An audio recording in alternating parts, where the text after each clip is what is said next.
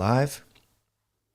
We're almost there, friends. Happy Sunday. All right. So we're going to talk all about cold plunge therapy. We have my friend Tom Seager with us here. He's the author of Uncommon Cold and the CEO of Morozko Forge. Yeah, that's right.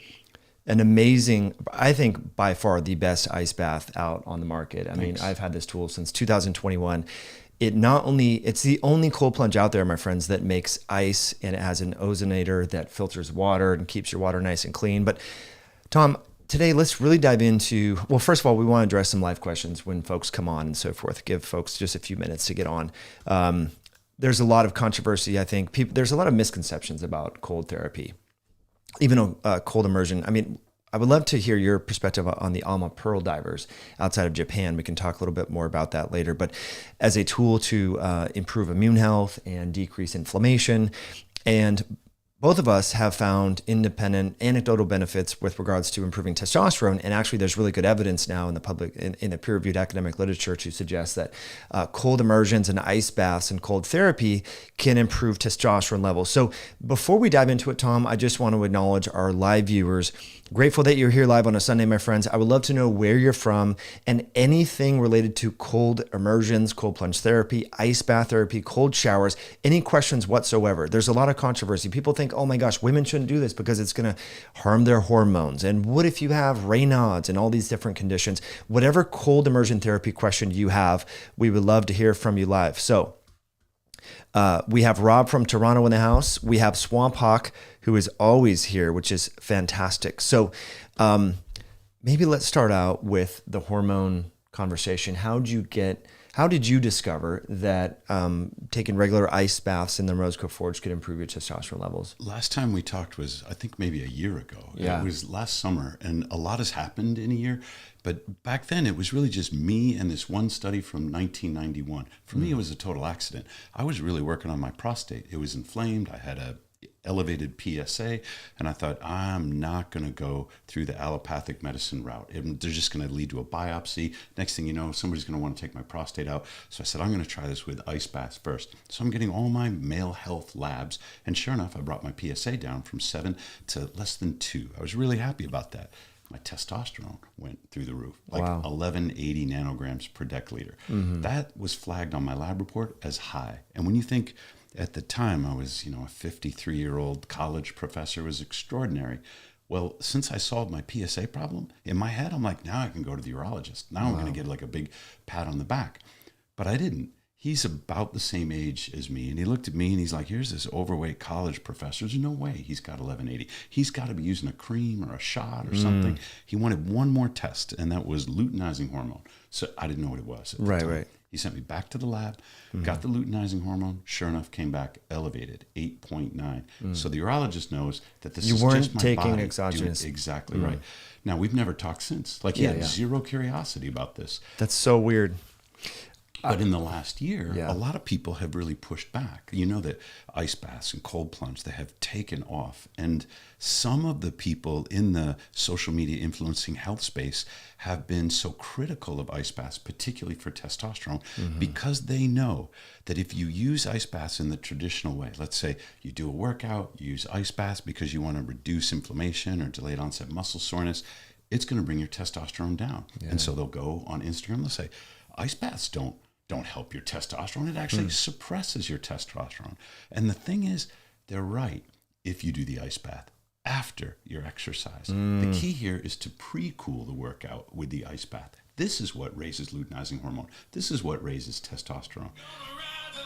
Wow. And since you and I talked, a bunch of people have written to me, and they've said, I saw your article, I listened to what Joe Rogan said he does, and now they're sending me lab reports, and they're saying, my testosterone has gone way up to unheard of levels. So I've got these case studies of people before, after, that we're accumulating. It is time for a new comprehensive clinical trial that shows whether this is a reliable, repeatable phenomenon in otherwise normal human beings. Wow. Amazing, my friend. So I think the really important point to underscore there is pre-exercise cold has the ability to improve testosterone.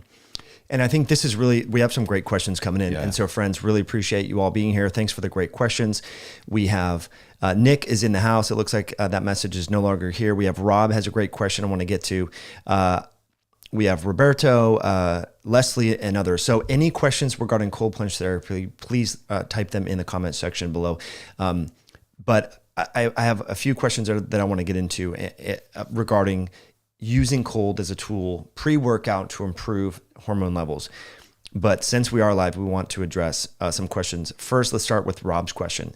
Is it okay to plunge after weight training? I hear it can reduce your gains. And so this is really important.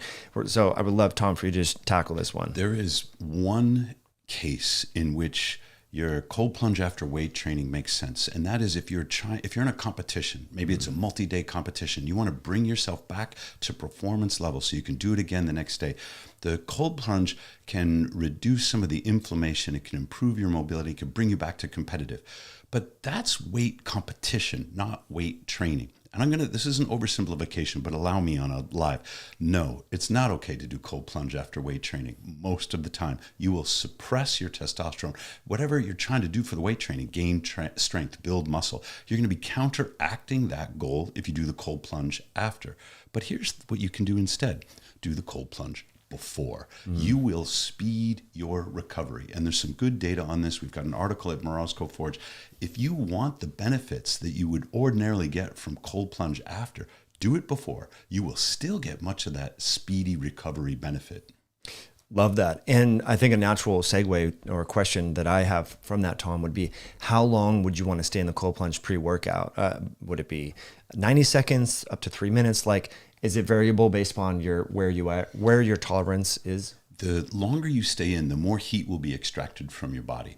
The possibility of lowering your core body temperature increases the longer you stay in the cold plunge. Now, if you have a gap between your plunge and your workout, maybe it's 30 minutes because you got to drive to the gym or something, staying in a little bit longer will retain that feeling of cold, that feeling of shivering, so that by the time you get to the gym, you're still going to have that cold energy. But what I do is I get out of my Morozko, I'm on the balcony, I pick up my steel mace, I pick up the kettlebells, I do the push-ups, the pull-ups. I only do 2 to 3 minutes because I get right out of, this is 33-degree water, and then I get straight to the exercise. That seems to be working really well for me. So if you're trying to manage a gap, then go a little longer, extract a little more heat. You will retain that feeling of being cold for your workout when you start. I want to drill into the mechanisms. I have a few questions there, but of course want to address our live questions as well. So I'll hold that thought that I have there. Thought as food. This is the YouTube handle, says proper temperature for the health benefits. Let's tackle that one. Any temperature is a good temperature for metabolic benefits. If you feel the gasp reflex, then you know you've activated the sympathetic nervous system. You probably activated your brown fat. If you have any, you know you're getting some benefit. But the psychological benefits, they only really kick in at those temperatures that scare you. So this is heart rate variability. There are studies that have looked at cryotherapy and cold water and heart rate variability. Heart rate variability is your heart's capacity, its ability to adapt to different stresses, needs that your body has. The higher your heart rate variability, typically the better your psychological resilience. It's the heart rate variability effect that you get at the really cold temperatures that either, I say, frighten you or make you uncomfortable, that you really don't want to do. Right. So the proper temperature, if you're starting out, 50s, people are getting benefits. But as you become cold acclimated, 50 is going to be boring. Yeah. No, I agree. I mean, you get acclimated surprisingly quickly. It takes about 10 days. Yeah. And then most people, I mean, at first getting into either a freezing ocean, lake, river, stream, or a Morozko Forge, it's really intimidating the first couple of times. But then once you get acclimated to it, it's no big deal. I mean, it's really impressive. And you take a breath, you go in, you say, I've done this before. Right. Yeah. And then your skin gets numb, and that's when all the magic starts to happen. I mean, I have a story that we can share later. We did a contrast session yesterday. There is a question here about the sauna, but going from hot to cold, we both independently, we had about 4 people with us, experienced this euphoria. And I want to get into maybe what your thoughts are after having 24 hours to process that, Tom. But I do have another question here. So we tackled that through this thought. I would like to go down to Hazel Braun, because Hazel says, female here, I love how I feel after plunging, but it makes me extra sleepy during the day. Any thoughts? She's not the only one. A lot of people report improvements in their sleep. Hazel might be going, you can let us know, Hazel, how long and at what temperature. You might be overdoing it a little bit if it's knocking out your energy too soon. I plunge in the morning, first thing, right at dawn, and I sleep great.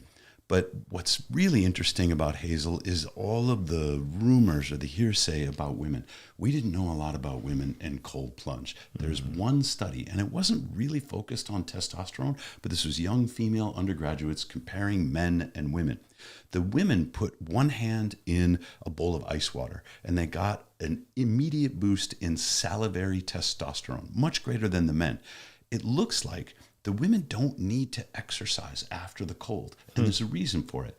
In women, testosterone is produced in the ovaries, but it's also produced in the skin, in the adrenal glands, and in the fat cells. There's nothing better to stimulate your skin cells, adrenal glands, and fat cells than an ice bath. Right. So the proportion of testosterone that a woman produces from these secondary sources is much greater than in a man. A woman can get an instantaneous boost from the skin, the fat, and the adrenal glands. 2 women have written to me. One of them, she had a hysterectomy, she had her ovaries removed, and she said she was on a male testosterone replacement cream, and this is all medically supervised, because now she's surgically menopausal, to keep her T levels up. They were at 14 nanograms per deciliter, and it's not abysmal, but she was saying, I'm really interested in this ice bath thing. She did that for like a couple of months. She didn't exercise afterwards. At least she wasn't like religious about it. She had her labs done again, and she sent them to me. 160. Wow. She more than 10x'd her testosterone without any ovaries in her body. And of course, her clinician is saying, let's get you off the testosterone replacement therapy. And she's like, no, I'm not doing that, right? She's said now she's off it. She wants to retest. She wants to see what she's got if she's only doing the ice baths. Wow. But she's not the only one. There's a younger woman in her 30s, entirely healthy, and she was at 1.1, and I'm trying to remember the units because she's in the United Kingdom. They were molar instead of nanograms. She went from 0.6 before ice bath to 1.1 after. She saw a similar, not 10x, but she wasn't coming from the same low base. So there's now more case studies and a little bit of evidence on the hormonal, particularly testosterone benefits for women, and it doesn't seem like it even requires exercise. Interesting. That's fascinating. So there was a question here that came in. Are you saying that a hand plunge is enough? What a great question. It's cold stimulation. The Sakamoto study from 1991, the Archie study that was salivary testosterone in women, they were using the cold pressor test. So Sakamoto in Japan, it was everything from the elbow down on the non-dominant hand. This is enough to activate the nervous system, but it's not a lot of heat extraction. Okay. So there's something happening here which is not entirely metabolic. Testosterone is both a physiological and a psychological phenomenon. Yeah. Just cold stimulation was enough to get a measurable response. Wow. And so there is a individual here who's commenting, TSG, saying, where's the proof? Show me the proof that getting cold can improve testosterone levels. And so admittedly, we are talking about some anecdotal stories, myself, Tom, some customers and so forth that have sent some, feedback in, but also you mentioned the Japanese scientists who have looked at this. So I think, there's speculation on everything out there. And I think it's good to be naturally skeptical. But do you want to briefly talk about some of those studies? TSG, here's the problem. Science can't prove anything. Science can disprove, but I'm a positivist. So my PhD comes with a little bit of the philosophy of science. We formulate a hypothesis because we see evidence. We say, well, we're really curious about this. We set up a study. And just because my labs jumped through, and just because I've got these 5, 6 people with documented case studies that says, wow, look at this 10x, this 3x boost in testosterone, that doesn't prove that it's going to work for everybody. The proof for you is in your own labs and in your own experience, because nothing matters more than your N=1 self-experiment. I'm not interested in trying to force science to prove things. It can only indicate things. That's beautiful, beautiful point there. We have Vinman918 says, I'm about to do a cold plunge in a few minutes. What's your opinion on the optimal duration? And his plunge gets, it's about 40 degrees. So great question. Vinman, I don't know how much experience you have. When you're starting out, it's different than when you're already acclimated. Think about the analogy to weight training. I couldn't tell you, hey, you're going to start weight training. This is the optimal number of reps and this is the optimal weight, because it depends on how well trained you already are. If you're just starting out, and probably Vinman's been at this for a while, but there might be some people who are just starting out, you go cold enough to gasp. So you get in the water, you feel like you're going to catch your breath. You go long enough to shiver. But after you've been at this for a while, if you're doing it every day for 2 weeks, you're not likely to shiver anymore unless you're dropping the temperature. Maybe you started at 50 and you're working your way down to 35. If you're not challenging yourself at a colder temperature, and you can really only go down to 32, 33, then you're not likely to feel the shiver, and you need a different rule of thumb.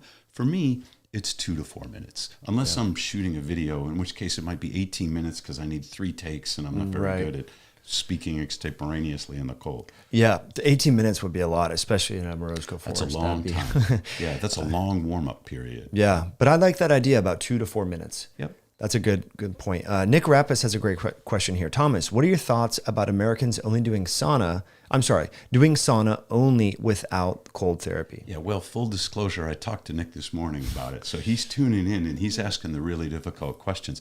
Sauna is taking off, and you've got some of the leading voices in the U.S. saying, I'm a big believer in sauna. I've heard you, of course. Yeah, you can keep going.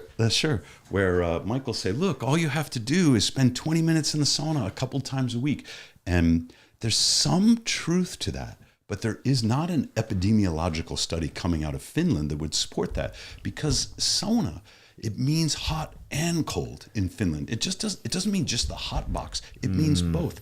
It's that they take the cold for granted in Finland. They have the snow, they have the lakes, and so there's always cold available. They don't need a Morozco. I live in Phoenix, Arizona. I don't need a sauna. I just drive around in my car with the heat on if I want to get hot in Phoenix, but I do need an ice bath. The sauna research, when people are citing the sauna statistics, they are leaving out the fact that all of the best research in the epidemiological, the longitudinal studies, are thermal contrast therapy. So Nick's given me this question so that I can say, if you're doing sauna without cold, you cannot rely upon the findings that have been popularized via social media to apply to you. You're probably still enjoying it. You're probably still getting some benefits, but don't think that that study is what you're really doing. Wow. You know what? This is actually mind-blowing for me, because I've never put language to it in that way or thought about it, because, you know, you do look at Jari Laukamann's research, and it's pretty impressive, a 60% reduction in the, or reduced risk of developing dementia and Alzheimer's, sudden cardiac death, all these longitudinal studies. We bring up a great point. In Finland and the Nordic countries and part of Russia and so forth, Eastern Europe, there is cold baked into the sauna practice. Always. Wow. Yeah. I've never thought of it that way. Right? That is... And so you couldn't do a study in Finland of people who just sauna but don't do cold. Right. You wouldn't be able to find the subjects. We don't know how much of that 60% reduction, for example, is due to getting hot, and how much of that is contributed by the cold exposure that they're also doing. Wow, this is brilliant. I mean, it's sort of like the inverse of the healthy user bias that gets baked into nutritional epidemiological studies, where people say, well, see, it's meat or processed red meat or red meat in general that is linked with cardiovascular disease. And oftentimes people are not eating red meat in isolation. They're having red meat, i.e. a hot dog and the hot dog bun, probably some French fries in a soda. So these nutritional epidemiological studies say, see, red meat is going to clog your arteries and is linked with sudden cardiac death and increase all-cause mortality. And what Tom is saying here, and it makes a lot of sense, is when we read the epidemiological studies highlighting the health benefits linked with sauna therapy in the countries in which they're being studied, sauna is not being used in isolation. They're also utilizing the cold. Wow. That's really impressive. Friends, I just want to check in. How are we doing? If you're enjoying the content, please hit that like button. We really enjoy your live questions. A lot of great questions are coming in. Thank you, Nick, for that one. M. Ball says, rather than cold plunge, how about cold exposure? This is a good question. How about cold exposure like walking in cold weather with no warm clothes? I love it. Your neighbors are going to think that you're a nut. But go out in the winter. If you happen to live in one of these colder states, this doesn't apply to Phoenix, but I did my PhD at Clarkson University in northern New York. That's north of Lake Placid. We would come out of the gym playing racquetball or something, -30 Fahrenheit, and we weren't bothered at all. T-shirt, sweaty. And we could do that for, say, 10 or 15 minutes, long enough to get from the gym back to our dorm because of all this warmth that we had. I love being out in the cold weather. I call it underdressing, and it is a great way to activate some brown fat, to get your metabolism going. However, the water will extract heat so much more effectively that you've got to be in cold air sometimes 10 times as much, 10 times as long. It's just not as efficient. Yeah, you either got to get the air way cold, that should be like a cryo chamber, -150 Fahrenheit, or you have to be out there for a longer time. So if you're going to take a walk and you've got 45 minutes, put it to good use. Right. Underdress. Right. However, 3-4 minutes in the ice bath fits into my schedule. Way more efficient. Yeah. I love that. But again, if you don't have access to a cold immersion or you're trying to save up for one, this is another way to go about it. I like that aspect of underdressing. Arminian says, cardiac risk for those over 60. Great question. This is a really good question. If you go to Wikipedia is going to make you think that an ice bath is going to kill you.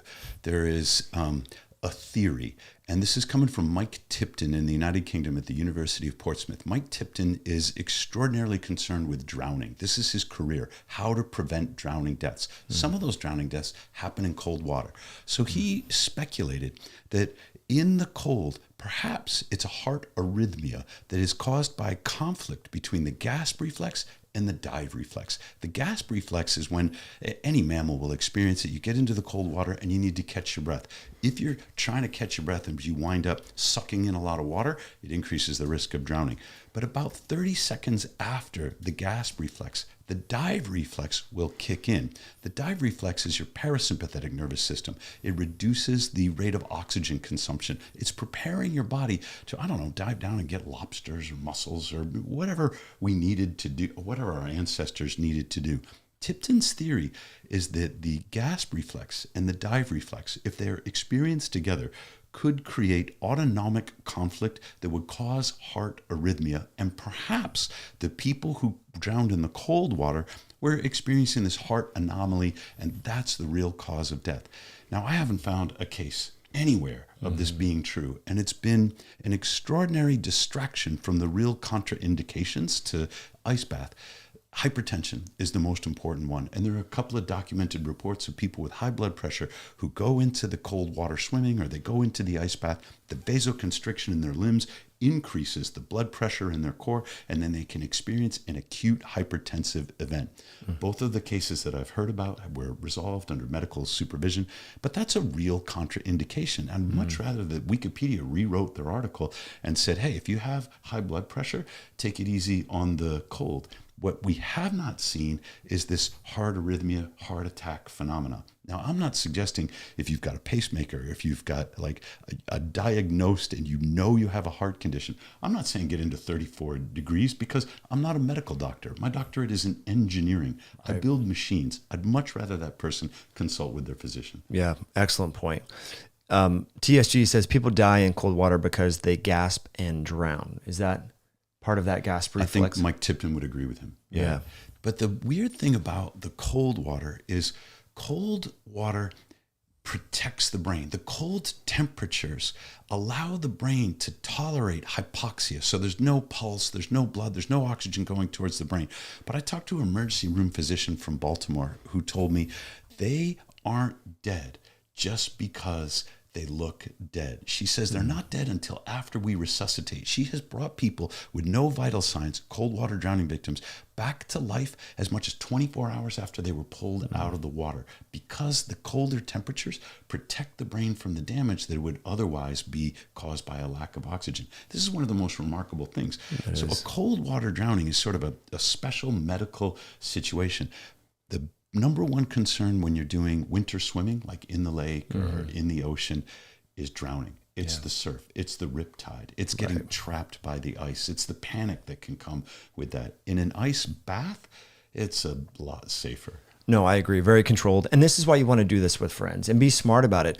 If you've never done this, you're over 60, you're hypertensive, you have some heart issues genetically or in your health history, then just go in waist up, or just around your belly button and call that good. And then just like we wouldn't advise people to go run a marathon if they've never run in the last 12 months. That would be foolish. So we should build up to this. And so we're talking about this because most of you are really healthy. You exercise, you go in the sauna after the gym and things like that. But this is just another tool that can possibly help you.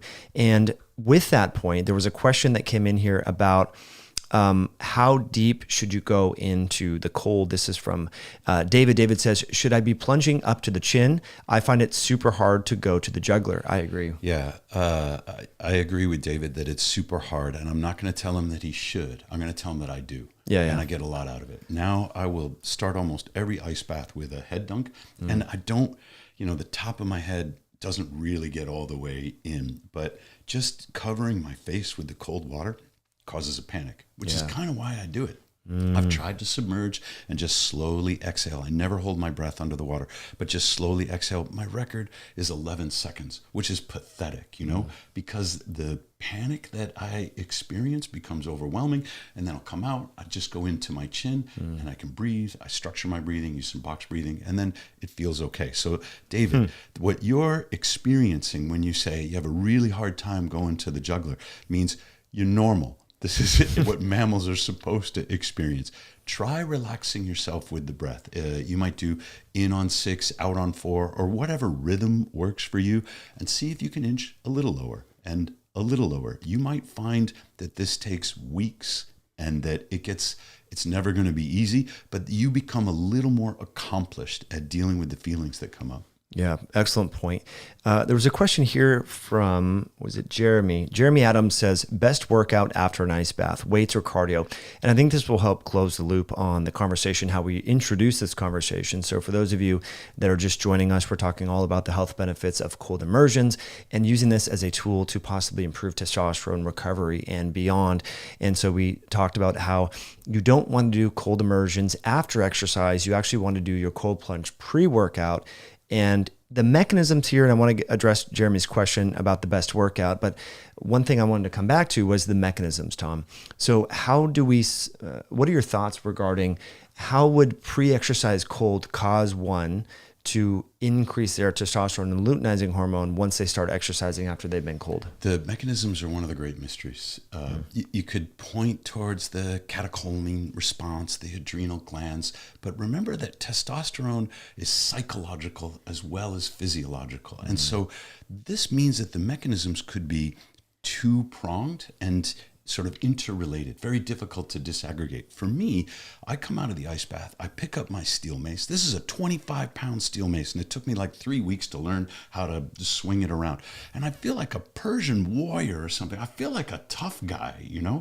Now, I'm not saying I want to get in a fight or anything, but in that moment, I feel invincible. That is the kind of feeling of victory, of having done something difficult and accomplished well that boosts your testosterone. And the weird thing is, you win at a video game, your testosterone goes up. Testosterone is associated with that feeling of striving and making progress towards your goal. It might not be physiological in that sense at all. Right. On the other hand, when you think about the adrenals and the fat cells and the sources of testosterone, you think about the way the testes work in men, keeping them cold. We know that elevated temperatures in your testicles will suppress your testosterone. So there are likely physiological mechanisms as well. Sauna, not a good thing for testosterone and sperm count. And so I do cold every day, but I don't do sauna every day. As far as weight training versus cardio, I'm not the right guy to ask. I don't do cardio. And I've done it in the past, but for me, it's not a lot of fun. I live on the 32nd floor. I want to exercise right away. So I have weights for that. Yeah. But I don't do a lot of weights. On the other hand, the Sakamoto study, it was 20 minutes on the exercise bike, stationary bike. That's it. Just cardio. Zone 2, probably. What I've heard from readers is that both work fine. One guy, he's older than me. He's in his 60s. He read my article. He jumps in the pond, and then he just power walks home like he's some kind of soccer mom. And that's it. He doesn't do weights. he got his T levels, total T, up above mine. He took himself off of TRT because he's like, I don't want this anymore. I don't need it. He's in the 1200s, which is unheard of for a man his age. That's really impressive. What I've been doing is a combination. It just depends on the day. So I think any movement is going to naturally improve your body temperature, which is going to be suppressed if you do this sort of tactic, if you will, this protocol of pre-exercise cold therapy as a way to optimize testosterone levels. Among other things, I think there's other benefits there. But I do want to address one live question from Tate International. She was commenting on how we were talking about in parts of Europe and the Nordic countries, Scandinavian countries, how sauna is often paired with cold therapy. She says, that's why I really love theme baths in Germany. They have saunas, hot and cold pools all in the same place. Now, even in South Korea, I've traveled there, parts of Indonesia, all over Latin America, whatever. Most spas will do, if they have a sauna, they often have a cold pool. Even now, Equinox has cold pools, which that's great. Yeah. They're not as cold as Morosco Forge, but I mean, at least they're a start for some people, which I think is fantastic. Swamp Hawk, thank you for your amazing comments. As always, Swamp Hawk says, any benefits to going colder than freezing temps by mixing in salt or anything? It might be good for your ego, Swamp Hawk, because then you sort of get bragging rights on the internet. You say, I put in 12 pounds of Epsom salt and I set my thermostat down to 30 degrees. But the risks don't justify the bragging rights. I have 2 engineers who did exactly that. I got a call from one of them 2 days later, and he said, Tom, I feel like I'm sunburned. I can't even move. Everything hurts. And I said, wow, I have no idea. Have you been out in the sun? He goes, no. I said, wait a second. Were you plunging with Mike? Like you sent me that picture and all that slush in there. He goes, yeah. Well, how's Mike feel? We called Mike. Same thing. It was frost nip. So this is frostbite that hasn't gone through several layers of skin. It feels like a sunburn, and it's killed the first couple of layers by creating ice within the skin cells.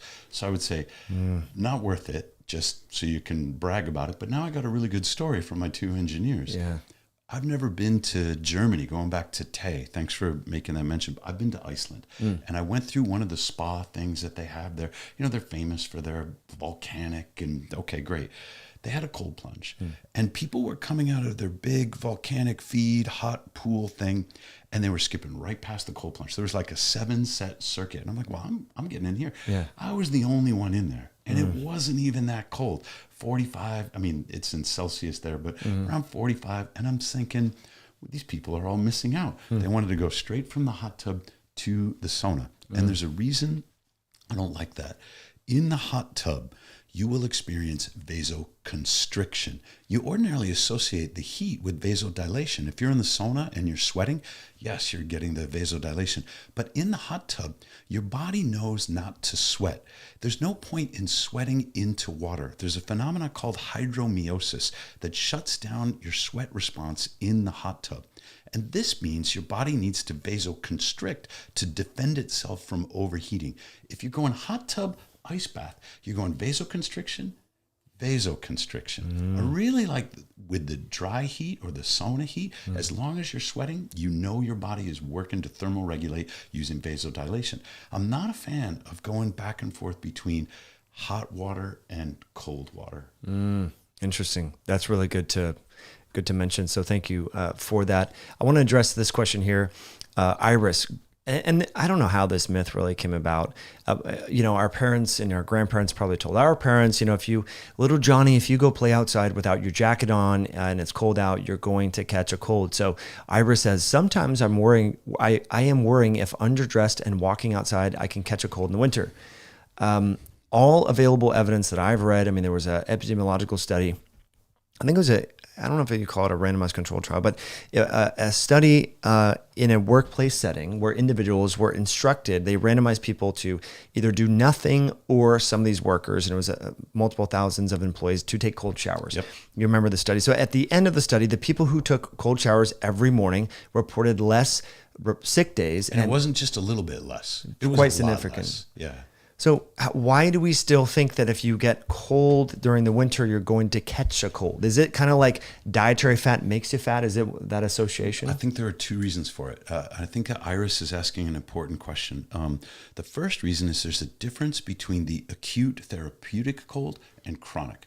It is true when there's a cold wave, mortality goes up. When you are exposed to chronic, inescapable cold, it's not good for your body. It's like running the marathon might kill me in the certain condition that I am. When you overdo what is supposed to be therapeutic, instead it becomes injurious. And so human beings are wired to be careful around the cold because too much cold is not good for you. The other one is we've lost all our brown fat. That is, when you're a kid, I don't know where you grew up. I grew up in Pittsburgh, and it was the 70s, and there were some hard winters, and I made a lot of money shoveling sidewalks when it was snowing, and I thought, if school is canceled, that's great. I'd be outside all day.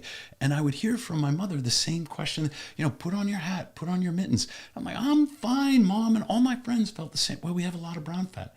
Kids know when they're cold. They will come in. They will say, can I have some hot cocoa or something? They know when to warm up. They're choosing to be out in the snow. But then we get to be adults. We've lost all our brown fat because we're so comfortable, and we see our children and we forget what it's like to be that free and that playful and to have a metabolism like that. And we want to sort of protect the children from feelings that we're having. And we say, put on a scarf, come inside. They'll let you know. Yeah, that's a great point. Okay. So, and this was another question that came in about the hormetic stressor here, and maybe we can drill down about how this was the handle is thought as food. But the idea that, some exercise is good, but you can over-exercise, and chronically over-exercise people have, increased rates of sudden cardiac death or all-cause mortality and can be chronically inflamed and everything like that. So excessive cold is just as problematic as excessive anything. You can overdo protein, you can overdo sleep, overdo water, you name it. You can overdo supplements. What is a micronutrient at one dose becomes a poison at another dose. And this is the classic hormetic responses in toxicology, where you, through exposure therapy, can strengthen your tolerance to things that otherwise might injure you. Right. And so maybe if we can drill down on some of the hormetic benefits here. You mentioned brown adipose tissue. You mentioned the vasodilation, vasoconstriction response. I think it's really a good exercise for your vascular endothelial tissue, especially if you're able to do the contrast. What other hormetic mechanisms are exciting for you? The most important thing to mention is the mitochondria. The mitochondria are the key to longevity. I saw a clip from David Sinclair. He says, well, the most important thing is your blood glucose. He's right and he's wrong. Blood glucose is a symptom of damaged mitochondria. Your mitochondria need to be stressed and recover, just like your muscles do. Just like your skin needs sunshine and it needs darkness. Your mitochondria need that hormetic stress, and then they need time away from the carbs. They need lower concentrations of seed oils in your diet so that they can keep the cell membranes and the mitochondrial membranes in good shape. They need good light hygiene so they can make their own melatonin. When you stress your mitochondria, which could be through exercise, or it could be through cold exposure, or it could be from eating that half a pumpkin pie that I had for Thanksgiving. Right. You got to give the mitochondria time to recover. There's mitophagy, which is elimination of the damaged mitochondria, and there's mitobiogenesis. One of the fastest ways to stimulate mitobiogenesis is cold water therapy. Interesting. Yeah. And so mitobiogenesis, but also mitophagy as well, or just both. Okay. This is an animal study because you can dissect the animals, and you can examine the brown fat, and you can. But the mitochondria in rat are not so much different than the mitochondria in human beings that we have to be super concerned. There are things when you're moving from animal models to human beings that we should be super concerned about. The mitochondria studies that show cold, this is acute, not chronic, but brief bouts of acute cold exposure will stimulate mitophagy and mitobiogenesis, I think are pretty reliable. And I say this because when you do every day, sort of 7 to 10 days, you will recruit new brown fat. It's a process called beiging of the white fat that will restore brown fat to your body. And what makes it beige? New mitochondria. We can measure this in human beings, that we're making new mitochondria all the time, and we can put ourselves in the right sort of hormetic conditions conditions to stimulate that, to optimize that. That's amazing. So that's one of the, is that what gets you more excited about it? Is that one of the, because a lot of people talk about dopamine. You get, I heard you say, is it a 3x increase in dopamine? Well, this is from one study that Huberman loves. It's coming out of Poland, and it was 250%, which means 3.5 times. That's a lot of dopamine. Yeah. And I'm not knocking it, but we haven't seen reliable studies that have reproduced it since then. Now, you know the feeling. You get the feeling of euphoria. You know you're getting the adrenaline. And so you don't really need to draw blood samples to say, yeah, I think I'm getting a dope hit off of this. Right. And it's all endogenous rather than getting it from some injection or something else that you're getting out of your body.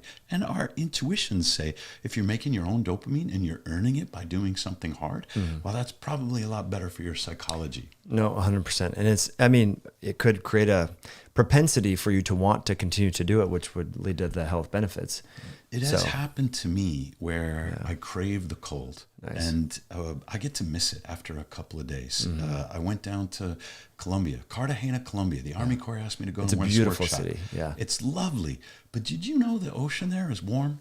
Like I'm going out in the surf. On the Caribbean, you're like, wow. wow. I'm getting nothing here. Yeah. The tap water is warm. Everything is warm. Yeah. I spent a week working for the Army Corps. When I came back, I experienced some of those new sort of like novice, like, oh my God, this is so cold. What am I doing? I'm up to my neck and I'm going to die in here. Yeah. I lost some of the psychological acclimation. Interesting.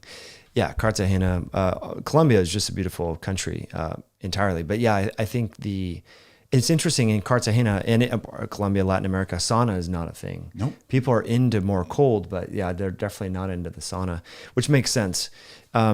Gosh, a lot of great questions here, Tom. So much commentary. Yeah. Amazing stuff. Well, TSG was coming back about arthritis, and this is an important thing. Arthritis is not a contraindication for cold, but I can understand why TSG would be hesitant about it. There is a medical safety nurse. She's a medical safety specialist, so she watches the medications for counteractions between them. And she's in California, and she suffers from rheumatoid arthritis. She wrote to me, and she said, I reached the point where I couldn't open pill bottles, and I couldn't handle the equipment. Now, she's only in her early 40s. She said, my boyfriend, who's a firefighter, got me into the cold therapy. Symptoms gone. Wow. She sleeps great. She wakes up the next day. She can move her hands. Now, if she stops with cold therapy, the symptoms of arthritis will come back. Rheumatoid arthritis is an autoimmune disorder, and those are very difficult to reverse. Yeah. However, she can manage her pain without the meds that she was on, without the injections that she used, steroid injections to bring down the inflammation, by doing regular cold plunge therapy. So I wouldn't want arthritis to stop TSG from trying it. And you've got to listen to your body. It's going to be very frightening to do it when you first get started. Oh, absolutely. No, it can be very, very challenging. But I mean, there's just like with exercise, the first time you go and squat, you're going to be sore for a while. Yeah. But I think the long-term benefits, it's been something that I got into just going in the lake, in 2015. I built my little galvanized stock tank unit that I was using, then I invested in the Morozco. So, which is where I want to, kind of finish things off. There's so many products out there right now when it comes to cold immersions. I mean, it's really quite impressive how the marketplace has responded to consumer demand. But in my opinion, the Morozco Forge is the best on the market for many different reasons. But if people are looking, if they want to try a Morozco, you can go to your website and people can actually find one locally. And, yeah, maybe you can. There are some commercial facilities that have it, and they charge like $25 a plunge or something like that. There are some things to look for. If you're on a website looking for a cold plunge or an ice bath, and it's advertising to you cutting edge, leading, innovative technology, then it's a fraud. Refrigeration is over 100 years old. There are no like super new innovative, I don't care whether it links into your smartphone or whatever it does, it's a refrigeration machine.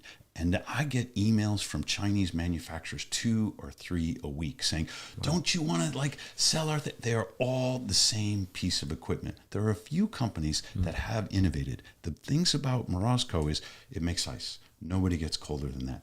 We use ozone and exclusively ozone. There are no chemicals. There's no chlorine. I don't want it anywhere near my customers or near me. There's no chlorine stabilizers or agents that you have to add. And it's grounded. And this is a huge one. When the body of water and the tub is connected electrically to ground, then you get the grounding benefit, which you would get in the ocean or you would get in the stream. In this respect, Morosco is the second best thing to nature. So I understand not everybody can afford a Morosco, and Morosco is not for everyone. Not everyone needs to get down to 33 degrees. Right. So if you're looking at one of these that says, we are super solved this incredible problem, you're talking about, I don't know, a pizza delivery guy who opened up a website or something. When you're getting started, Desert Plunge is a good brand. It's $3,000-$4,000.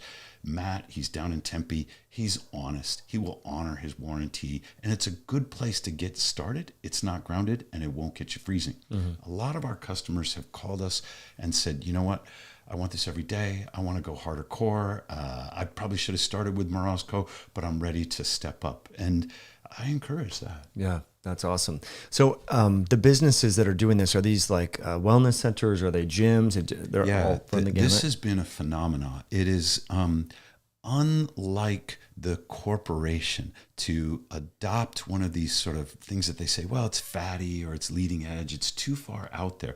But there has been a cottage industry of people who quit their corporate job and say, I'm going to get a couple of saunas, I'm going to get some cold plunge equipment, I'm going to get some red lights, maybe I'll mix in some halotherapy and some compression sleeves, I'm going to create a wellness center. Yeah. These have popped up all over the country. They're doing really well. Nice. And so we have extended sometimes ourselves to carry financing for some people who are really out on the edge because we believed in what they were trying to do. We do less of that now. The space is getting more crowded. People are starting to franchise ideas. There's XPT wants to franchise. Dave Asprey wants to franchise. And I have a feeling it's going to get more standardized. But right now, we're in this sort of metaphorical Wild West. People don't know what business model is going to work. They're trying a lot of different ones. And there might be somebody good near you that has an approach that you're never going to find anywhere else. Yeah. So that's great. Use your website to figure it out and see where people can go. I mean, I have my favorites. There's Sweat Shack in Tennessee. I think they're doing a great job. There's Outlive Labs in Florida. There's Revival in Southern California. And now I've just offended every customer that I didn't mention, but I'm saying these are the people that I'm in touch with regularly. That's awesome. Yeah. And are they have a barrel sauna, or what kind of sauna are they doing? Yeah, there are all different kinds. The infrared saunas have become super popular. Yeah. And they don't work with Morosco. I mean, if you want to get your sweat on and you're getting into infrared and you're at 150 degrees and it feels good, I don't want to knock it. But I had one, and when I would go from Morosco into the infrared, it would take me 45 minutes to work up a sweat. I really like what you have with your wood stove. And maybe it's 220 in there sometimes, but I don't have to sit there forever in order to start sweating. Yeah. I mean, if you want to do sauna, I mean, this is what, people have been doing in Belarus, Finland, Sweden, Norway, I mean, all parts of Eastern Europe. So you want to do the wood-fired stove. That's the way to do it. And the Morosco forge. I live in an apartment building. Yeah. They're not allowed to let me. No, for sure. Right? And so if you got to get to a 220-volt heater and you're getting one of these that will get you up over 180, then you're in that realm of the research studies. You're saying, okay, these are the temperatures that the Finns have really done a lot of work on. Yeah. We don't really know about infrared. Right. No, it's true. I think it's a nice way, just like you mentioned, there's other tools out there. I mean, I started with a galvanized stock tank, and I also started with an infrared sauna. You do what you got to do in a small space. And then, but the gold standard would be, the Morosco forge and a wood-fired stove sauna, in my opinion. Yeah, that's the way to go. So friends, thank you as always for tuning in. If you're enjoying the content, please hit that like button. I really, really appreciate it. And Tom does as well. Your amazing questions. A lot of great questions. We'll address one more here from M. Ball. A bathtub and ice cubes at home. Do it. It's a great way to start. Awesome. You go down to the Quickie Mart or whatever is near you. You pick up 100 pounds of ice. Now, it gets old fast. But if you want to find out if this is something that you're interested in and you don't want to spend $20,000 on a Morosco, then you spend $20 on ice. You put it in the bathtub, especially if your tap water is already sort of cold. Now, in Phoenix, the tap water gets up to 88 degrees in the summertime. It's just not an option for me. And I got so tired of buying ice at the gas station that me and my co-founder, Jason, we sat down and we said, we ought to be able to figure this out. We're engineers. And that's how Morosco Forge started. It was a couple of guys frustrated with the pouring ice cubes into the tub. That's amazing. That's a cool story. Yeah. Awesome. Thanks. Tom, really appreciate you coming on the show. It's been a pleasure. Appreciate all of you being here. And again, your live questions were amazing. So have an awesome rest of your day. Appreciate your likes, your comments, your shares. We'll catch you on a future live later this week. Take care now. All right. Cool. That felt great. That was awesome. Yeah. And I'll tweak